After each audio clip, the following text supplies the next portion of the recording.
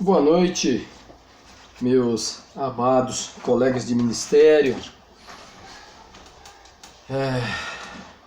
Enfim, vocês que estão cursando esse último ano de teologia, graças a Deus, até aqui o Senhor tem nos ajudado.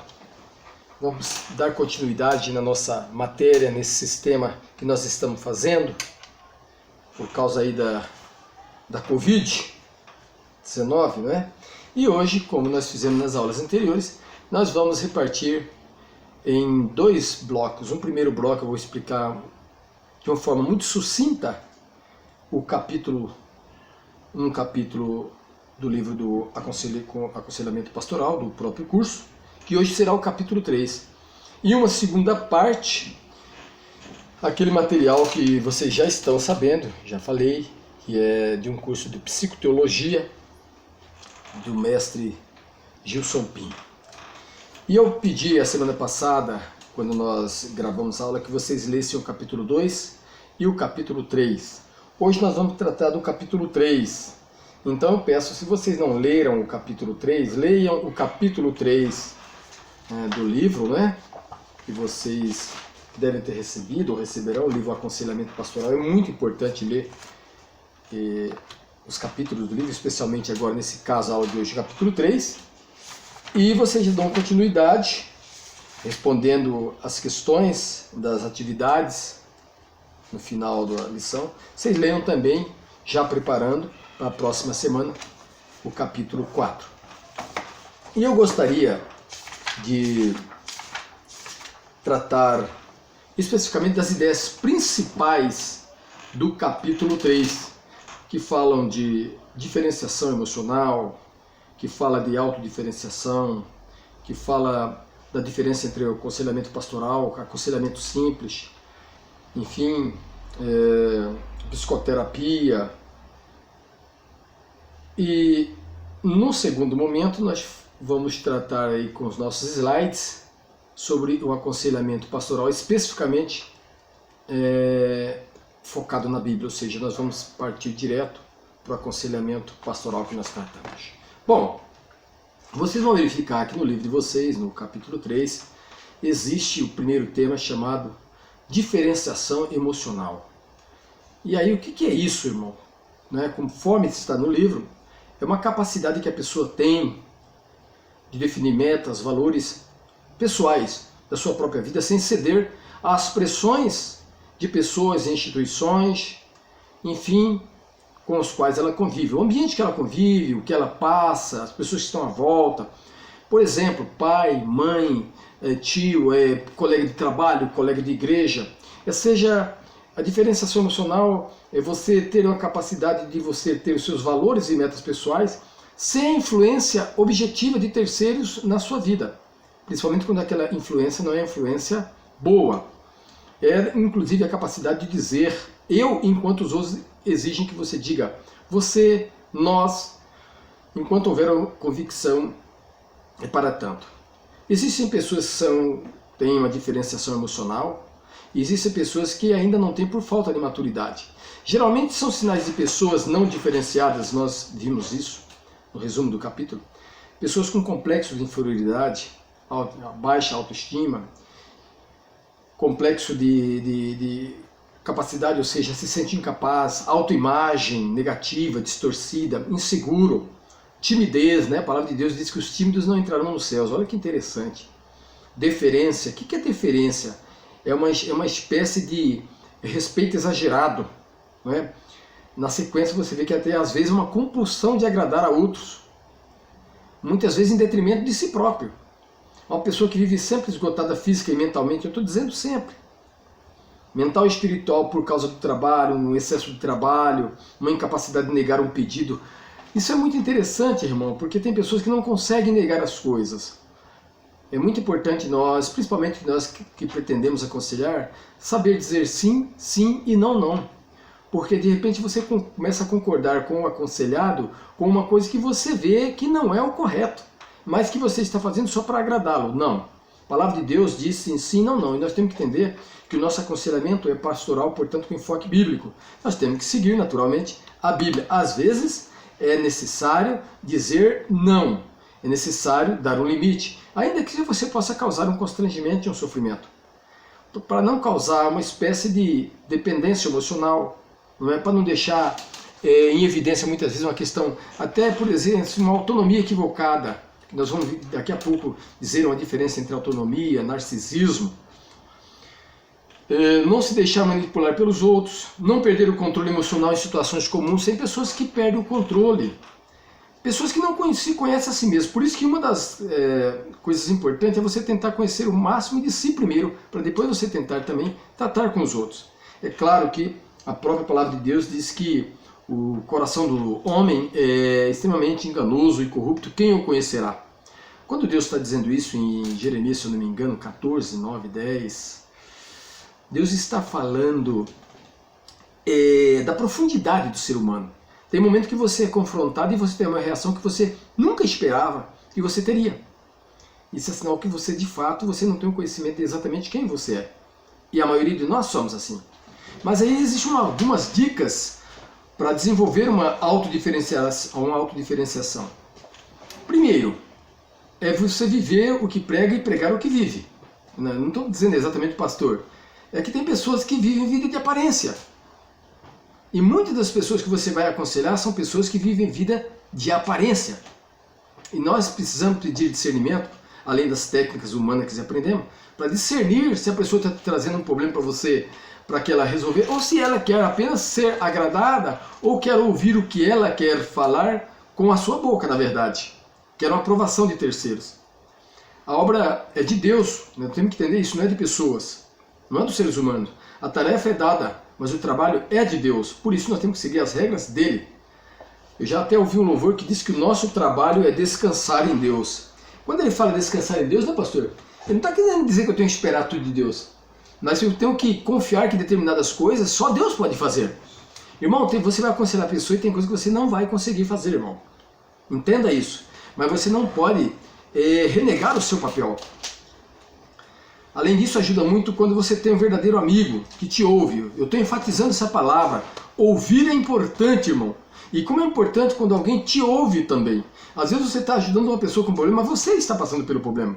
E se isso estiver acontecendo com você, você deve procurar ajuda.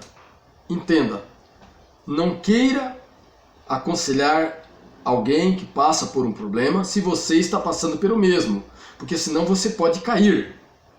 Você imagina, eu vou dar uma situação extrema, alguém que está aconselhando um outro que está vivendo uma vida de adultério, e alguém que aconselha é um adúltero. Eu não digo que ele já passou pela experiência, né? Ele é um adúltero, porque ele continua praticando. O adultério é um ato, você praticou e deixou para lá. Mas o cara é um adúltero, é uma qualidade. Ele não pode aconselhar terceiros, não dá certo. Então ele precisa ter vivido a experiência e superado. E o conselheiro pastoral, irmão, que é diferente de um conselheiro comum, ele tem que ter disponibilidade. O que é disponibilidade? A pessoa às vezes precisa de você quando menos você precisa. Você precisa estar ali para ouvir, ter uma palavra. Autoconhecimento. O que é autoconhecimento? O nome está dizendo. É um conhecer seu, mas com suas limitações. Não é? E ter uma conexão com as coisas do dia a dia da vida. Realidade. Isso é muito importante. Saber o que está acontecendo no mundo atual, ou no mundo onde a pessoa está vivendo, com quem a pessoa está convivendo, qual a situação da pessoa. E é por isso que a psicologia nesse ponto ela é mais profunda, porque ela procura verificar lá o passado, da infância da pessoa, com quem ela está convivendo, como ela convive, com quem ela trabalha. Não é? Você vai encontrar pessoas que elas estão tirando licenças de trabalho. Aí ela volta e volta de novo. O problema muitas vezes não está na pessoa, está no ambiente, lá no trabalho. Então, talvez, quem sabe, essa pessoa precisa mudar do ambiente de trabalho, mudar a forma de trabalhar, ver o trabalho como algo prazeroso, como algo que é um meio que Deus deixou para o homem para que ele possa crescer, se manter. Se você tem algo na sua vida que você vê isso como uma espécie de sofrimento, como uma carga, isso vai te trazer um problema. E você vai encontrar pessoas assim. Aconselhamento pastoral propõe-se ao trabalho com fenômenos espirituais e religiosos. Já a psicoterapia, em princípio, ela se atém a um comportamento que você observa, que você mensura. Eu vejo a pessoa xingar, bom, então eu imagino que a pessoa tem um ambiente que é um ambiente conflituoso, uma família disfuncional, como se diz na psicologia. Mas isso pode ser também um aspecto espiritual. De repente a pessoa não é convertida. Olha, isso é mais profundo, por quê? Porque a psicologia não aceita isso, a psicologia não entende assim. O aconselhamento pastoral ele se propõe a atender o ser humano como um todo. Não é? Bio, né? O psico, o sócio, quer dizer, onde ele está vivendo, e o espiritual, que é o mais importante, que tem a ver com aconselhamento pastoral. Ele depende, umas vezes, de alguma escola psicológica? Sim, eu disse. Mas não tão quanto ele depende da Bíblia. Isso é muito importante. Para nós, a Bíblia vai ser sempre aquela que dá a última resposta, porque a Bíblia é Deus falando conosco. Então, o aconselhamento pastoral tem com base teórica e epistemológica, ou seja, a fonte do conhecimento dela, da onde ela sai, da onde ela surge e da onde ela se desenvolve, a própria teologia cristã. As psicoterapias, de outro lado, se fundamentam em filosofia, antropologia, enfim, ciências seculares como humanismo, existencialismo, conforme nós falamos um pouquinho a semana passada. Então é necessário que o ser humano ele tenha essa diferenciação emocional, o indivíduo que vai aconselhar. O autor colocou um exemplo aqui que eu achei muito interessante. Ele coloca aquela passagem de Gálatas 2, 11, 21, né, onde o apóstolo São Paulo ele surpreende Pedro junto com os judeus. E Pedro, conforme nós sabemos, pregou várias vezes, batizou, comungou com os gentios. Só que quando ele estava ali naquele meio daqueles judeus, ele procurou dissimular, mostrar que ele era apenas judeus. E Paulo chegou então e chamou a atenção dele, repreendeu ele. Pedro estava dissimulando. Naquele momento, o autor aqui ele entende, ele coloca que Pedro ele não tinha uma diferenciação emocional, ele não sabia. Pedro ele não sabia suportar as pressões externas, ou pelo menos ele não aceitava ser vencido pelas circunstâncias internas, então ele aderia ao pensamento geral, ou seja, ele aderia àquele comportamento para dizer que ele era igual. E isso, irmão, tem acontecido com muitas pessoas dentro das igrejas.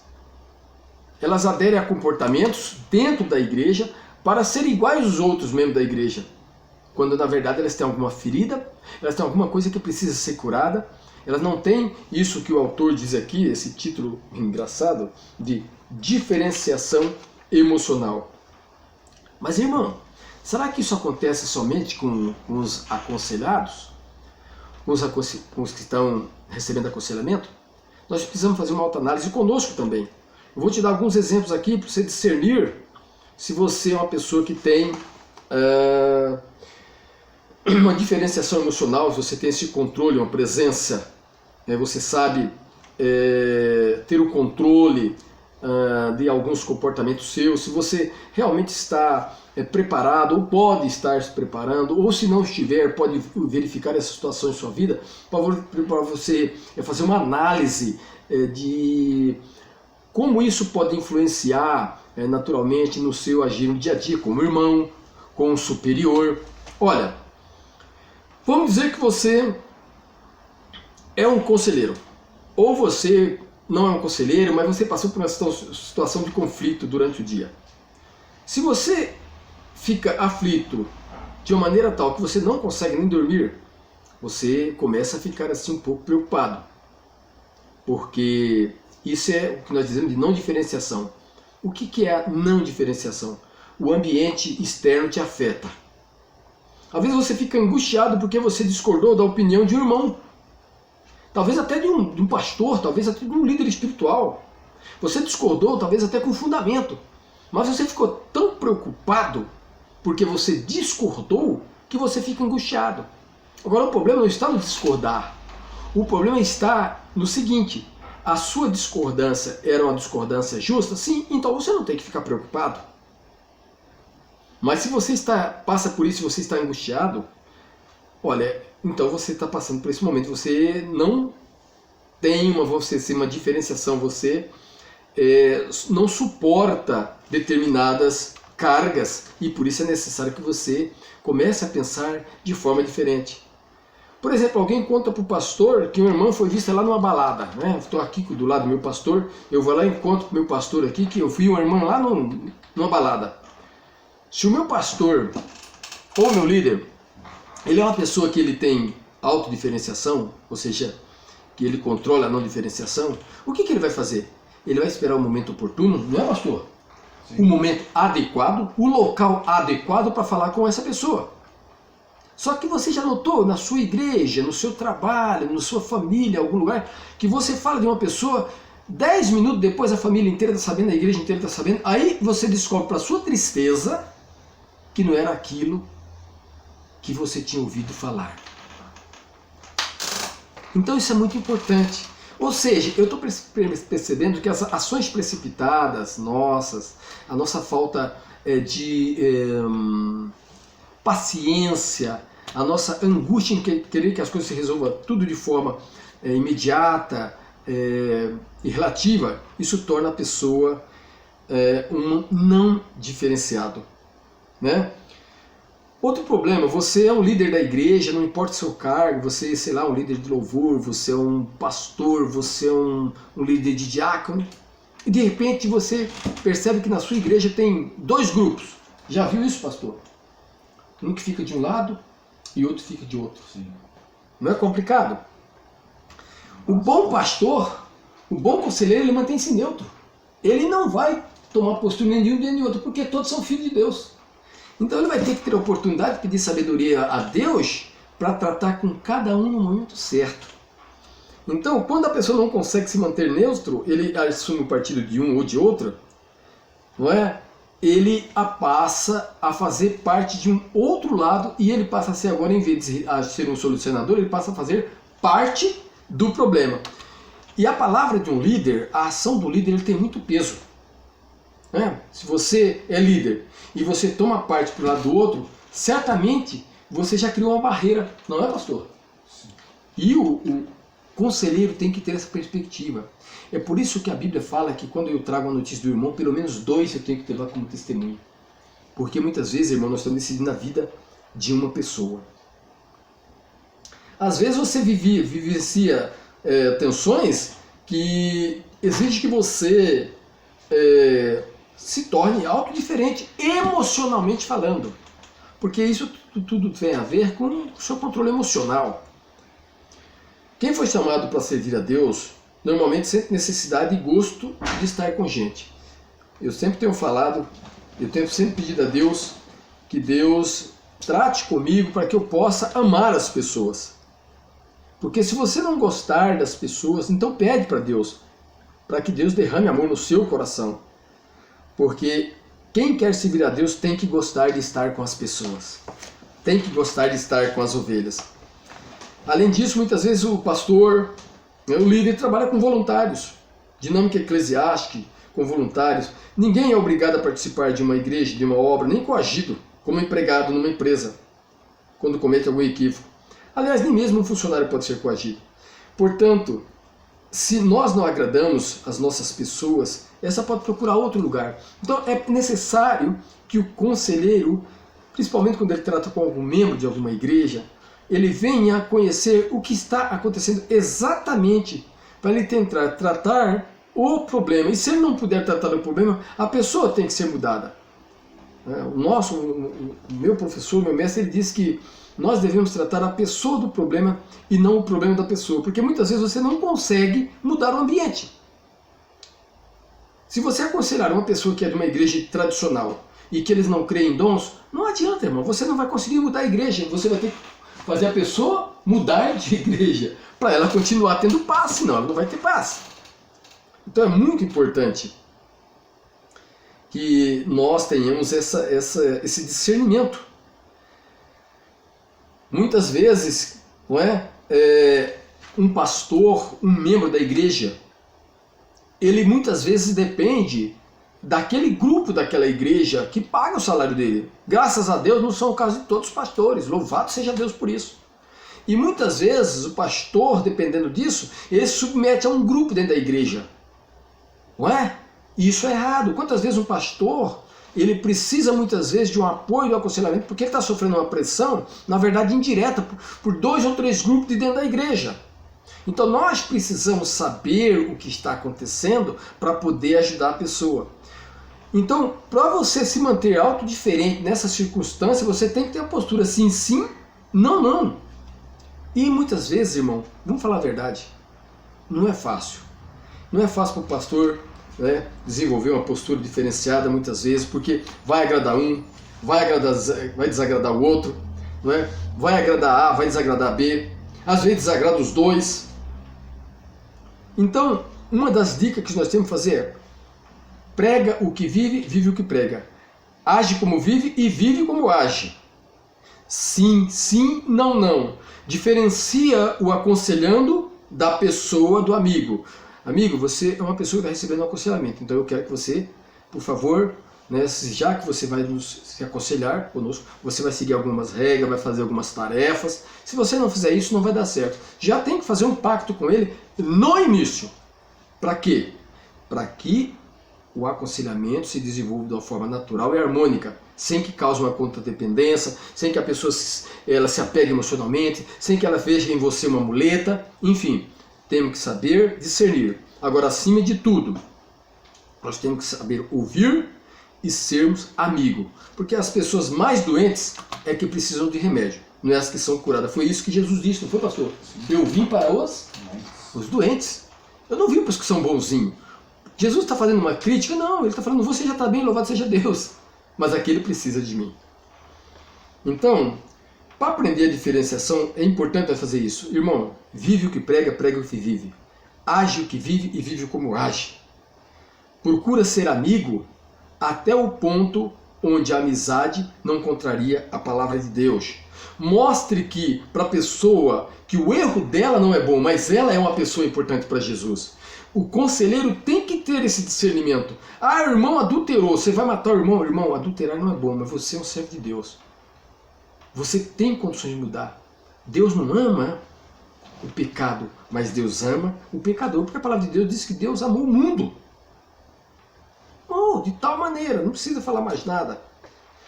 Às vezes o pastor é um pastor, ou o líder é um líder novo, ele está precisando de um discipulado. O que é o discipulado? Um caminhar com Cristo. Quantas pessoas que você, dentro da igreja, você, irmão, talvez até você que você colocou a pessoa num cargo, depois você percebeu que a pessoa não estava madura para isso. Isso não acontece, pastor? Sim. Quantas vezes você chama a pessoa e a pessoa vem com aquele amor, vem até com um projeto. Aí a pessoa não desenvolve.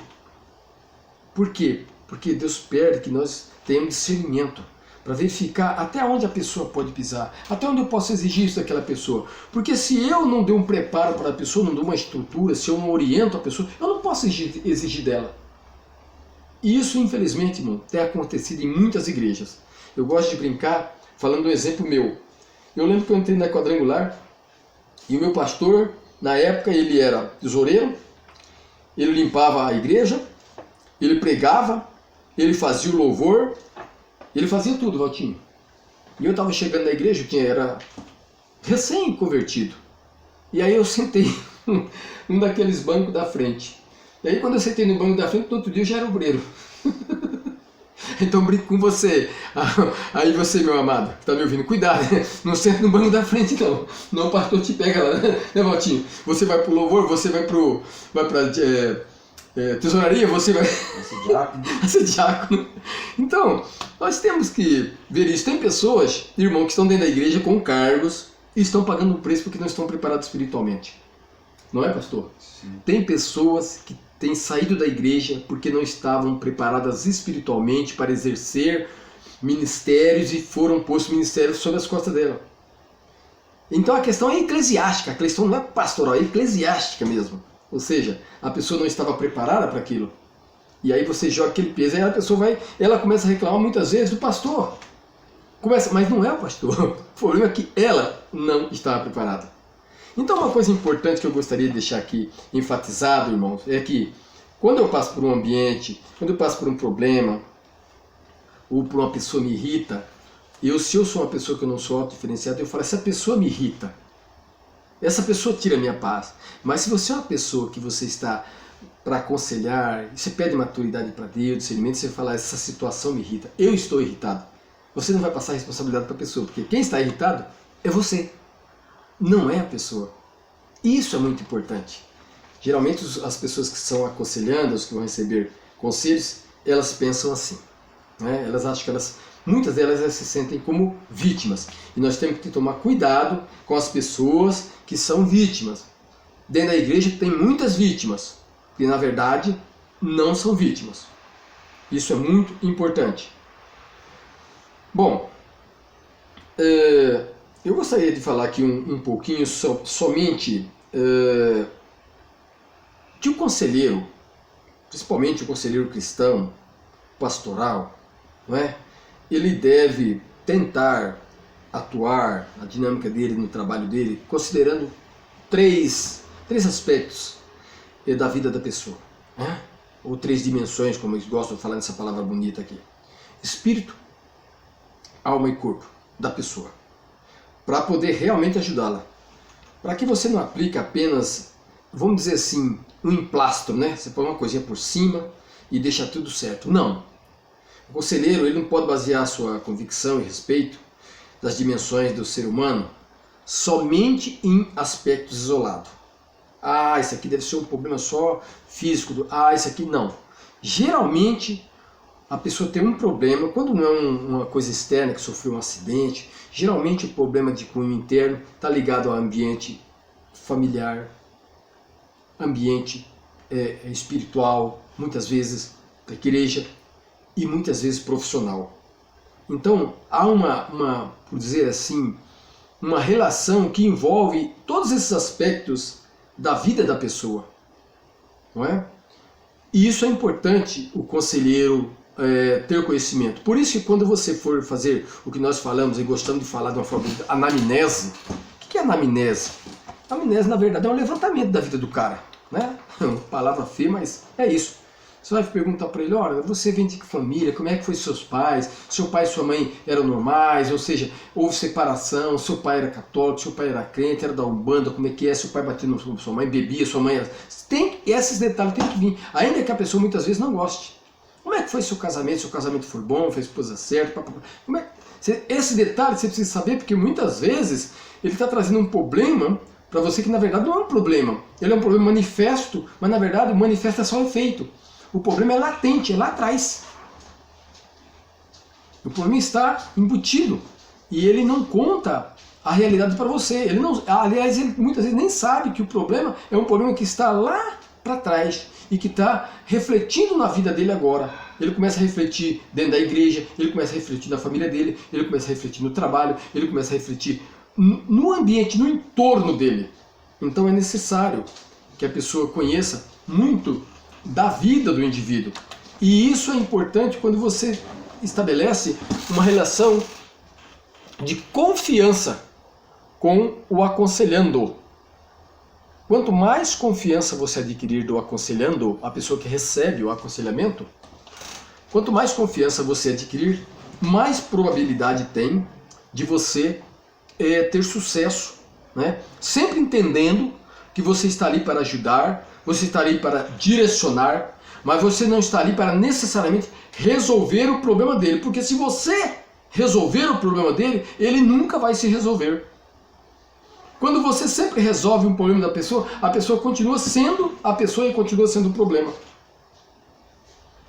Então, ainda que diante da dimensão da tarefa pastoral, diante da grandiosidade da própria pessoa, do ser humano, não é? O aconselhamento pastoral pode ser uma missão integralística, holística. Nós temos que ter esse corte, esse viés, que você mudando a pessoa conseguindo mudar e começa a mudar pelo pensamento, pela forma de pensar, pela forma de se ver. Se a pessoa se vê uma pessoa sem valor, você vai ter que falar para ela que ela é uma pessoa de valor. Se vê que a pessoa, eu não consigo, eu não sou inteligente, não consigo passar na prova, você vai ter que estimar, você vai ter que levantar a autoestima dela e dizer que você tem condições. Mas eu não consigo. Não, você consegue.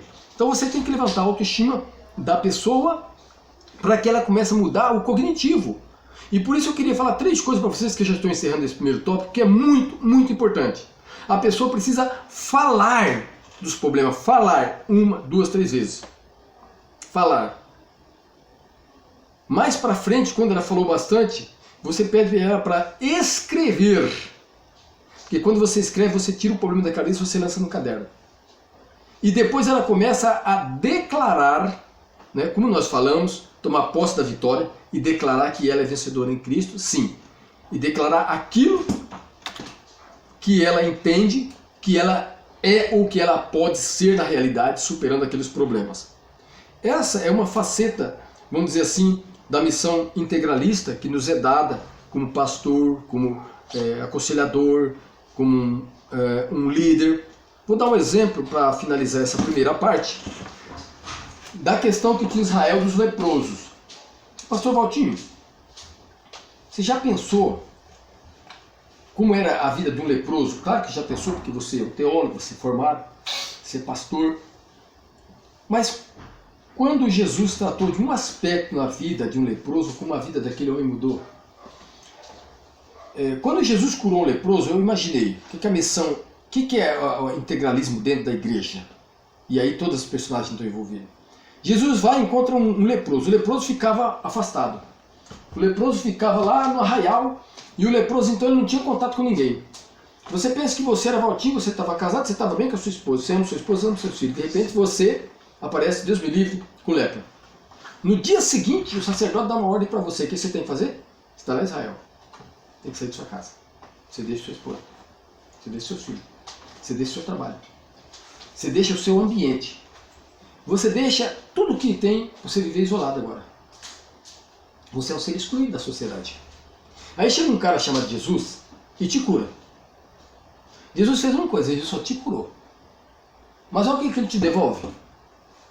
Sua esposa, seus filhos, seu trabalho, sua saúde, a sua interação com o meio ambiente, a sua vida, a autoestima. Então, se você, meu amado que está me ouvindo, se você souber tratar o problema certo, porque o que houve uma mudança na pessoa, você muda todos os problemas da pessoa. O principal foco, amigo, você que está me ouvindo, minha amada, meu amado, não é resolver o problema do cara, é resolver o cara do problema. É o cara que tem que ser mudado, é a pessoa que tem que ser mudada.